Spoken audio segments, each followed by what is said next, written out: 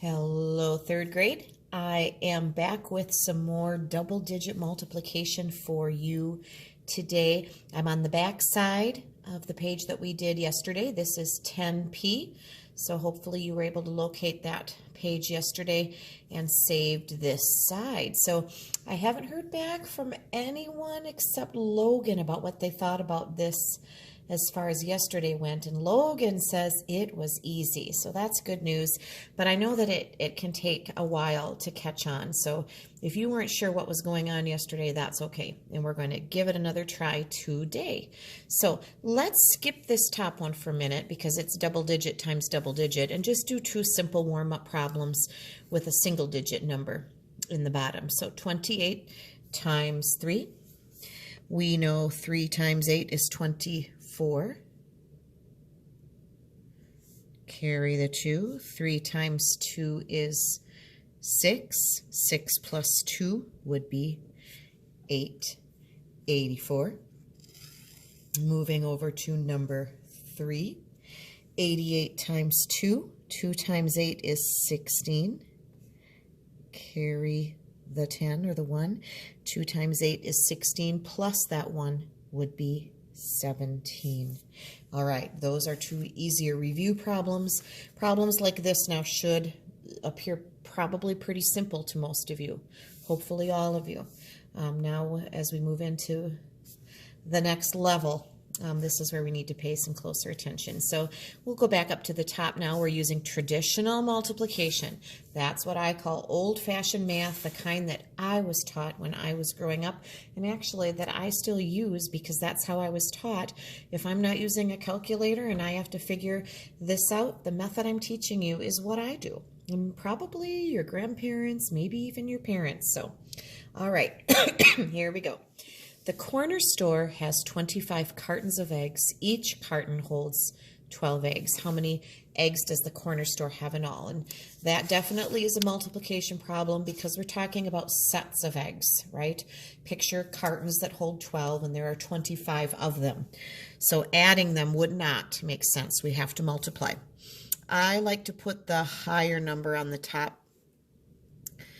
That's just me. So I'm going to set this up 25 times 12. I hope I left myself enough room. And here we go. We're going to pretend we're doing 25 times 2 right now, and we're going to ignore the tens place of the 12. So 2 times 5 is 10. Putting that 0 down, carrying that 1. 2 times 2 is 4, plus the 1 is 5. So that is what I call the first layer. I'm going to kind of just put a scribble through that 1 that I carried, because now as we go through and do the second number, we're going to do 25 times 1 and kind of ignore that 2. As we do that, we don't want to get that one in the way and use that and add it when we should not. Now, because this 1 is actually worth 10 in the number 12, it's not a 1, it's a 10, we have to slide over to the left one slot. It's like moving from the 1s to the 10s, if it helps you to think about it that way. So when we do what I call the second layer, the second step, I put a 0 right there to remind myself that I have to scoot over 1. So that 0 just kind of holds that spot open. And then I can do 25 times 1. So 1 times 5 is going to go right here then, and that is 5. And 1 times 2, we didn't carry anything. 1 times 2 is 2. If you lined all of these things up nicely, it should work out nicely, and you're going to add them. 0 plus that 0 that we put down there to hold the place is 0. 5 plus 5 is 10. Carry the 1. 2 and 1 makes 3.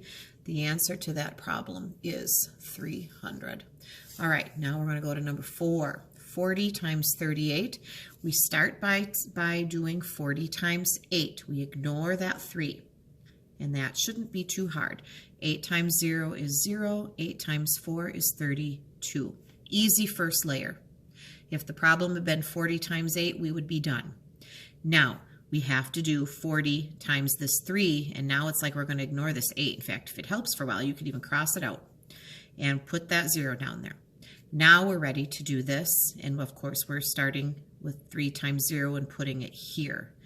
And 3 times 4 is 12. We line all of those up and we add the layers. Zeros, 2, 5, and 1. The answer to that problem is 1,520.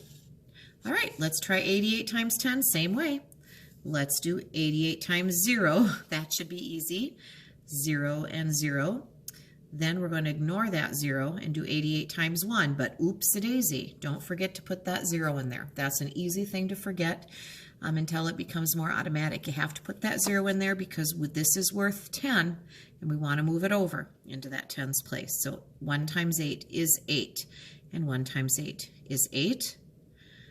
We will add those two layers. 0 and 0 makes 0, 0 and 8 makes 8, and 8 with nothing up there is 8. So 88 times 10 is 880, done the old-fashioned way. 2 more for you today. 96 times 63. Let's do 96 times 3. 3 times 6 is 18. Carry the 1. 3 times 9 is 27 plus 1 is 28. I'm going to scribble that out, and I am going to kind of scribble that 3 out right now so that I can clearly see while I'm learning this that I'm doing 96 times 6 on the next layer. Put my 0 in to hold that spot open. 6 times 6 is 36, so I put the 6 down. Now I'm carrying a 3 up there. Glad I scribbled that other one out. 6 times 9 is 54. 54 plus 3 is 57. There we go. Add the layers. 8, 14, 7 and 2 is 9, plus 1 is 10. 5 and 1 makes 6. Ooh, that's a big answer. 6,048. Last one. 45 times 48. No zeros in there to make this easy on us, are there? All right, we're going to do 45 times 8 first. 8 times 5 is 40. So we put the 0 down and carry the 4. 8 times 4 is 32. 32 plus 4 would be 36. That takes care of the first layer. Let's get rid of that 4. Let's cross out that 8 so that we aren't confused. Let's put that 0 in to hold our spot.